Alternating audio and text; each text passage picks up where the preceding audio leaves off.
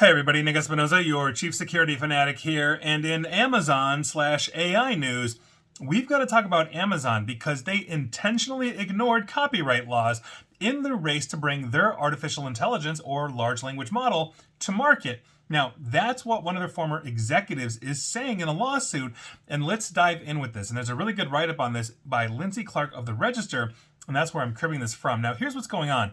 A lawsuit is alleging, as I mentioned, that Amazon was so desperate to keep up with its competition in generative AI that it was willing to breach its own copyright rules. So let's discuss the backdrop of that situation, and here's what's going on.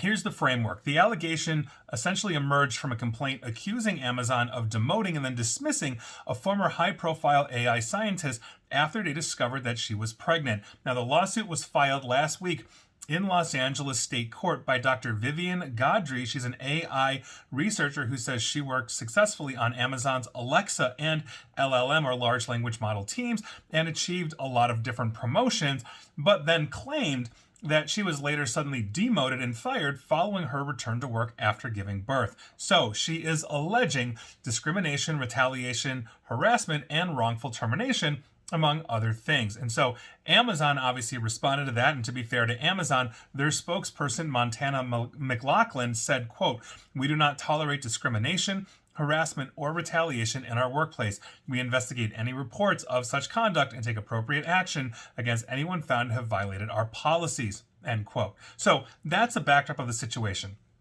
As AI scientist is suing Amazon saying we didn't retaliate, but here's the crux of exactly this specific issue with the artificial intelligence, because on top of the other allegations I just mentioned, Godry also accused Amazon of singling her out because she complained when Amazon allegedly breached its own rules against copyright infringement when it came to AI research. Now, according to Godry's account in the complaint, she returned to work after giving birth in January of 2023, so about a year and a few months prior to me talking to you about this, and by virtue of that, she inherited back in that January a large language model product. Now, part of her role, according to her, was flagging violations of Amazon's internal copyright policies and escalating those concerns to the in-house legal team. Now, in March of 2023, 13 months ago, the filing claims, according to the court, that her team director, Andre Steichen, I believe I'm pronouncing that correctly, challenged Godry to understand why Amazon was not meeting its goals on Alexa search quality. Now, the filing also alleges that she met with a representative from the legal department to explain her concerns and the tension they posed with the, quote, direction she had received from upper management, which advised her to violate the direction from legal, end quote. In other words, Godry is claiming that essentially her boss, Andre Steichen, said, well, just ignore legal because here we are. Now, according to the complaint, Steichen rejected Godry's concerns, allegedly telling her to ignore copyright policies to improve the results. Referring to rival AI companies, the filing alleges that Steichen said, and I quote, "Everyone else is doing it," end quote. We can have to imagine that's OpenAI. Now, the allegations come at a time, and Google, of course, but these allegations are coming right now at a difficult time for the developers of AI models. I don't care who you are, if you're Amazon, OpenAI, Google, and all of the others, in relation to copyright infringement and training data. I've done videos, radio segments, videos, podcasts, all that stuff on this one. Now, a string of legal cases have been launched concerning the consumption and reproduction of copyrighted text by generative AI. If you recall, novelists Paul Tremblay, Christopher Golden, Richard Kadri, and comedian Sarah Silverman accused OpenAI of unlawfully scraping their work last year, while the New York Times is suing Microsoft and OpenAI, claiming that those two companies infringed on their newspaper copyright using articles without their expressed permission. And quite frankly, OpenAI admitted that in essentially UK court.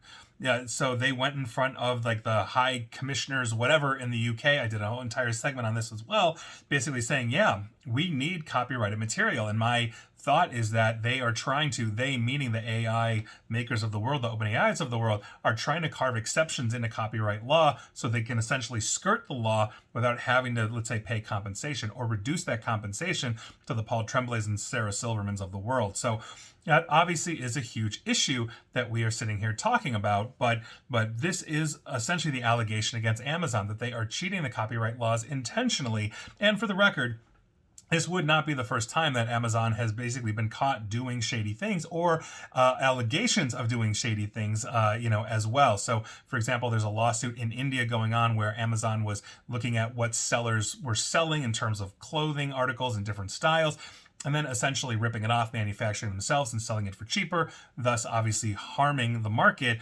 by creating knockoff material from original creators, all this kind of stuff.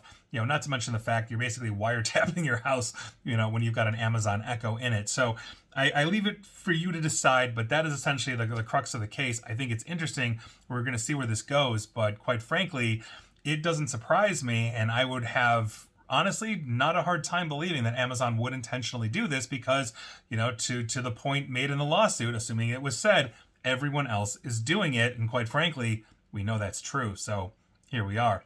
And please like, share, follow me here on Facebook and Twitter at NickAESP. And please feel free to subscribe to me at YouTube as well. And as always, stay safe, stay online, and please attempt to stay private.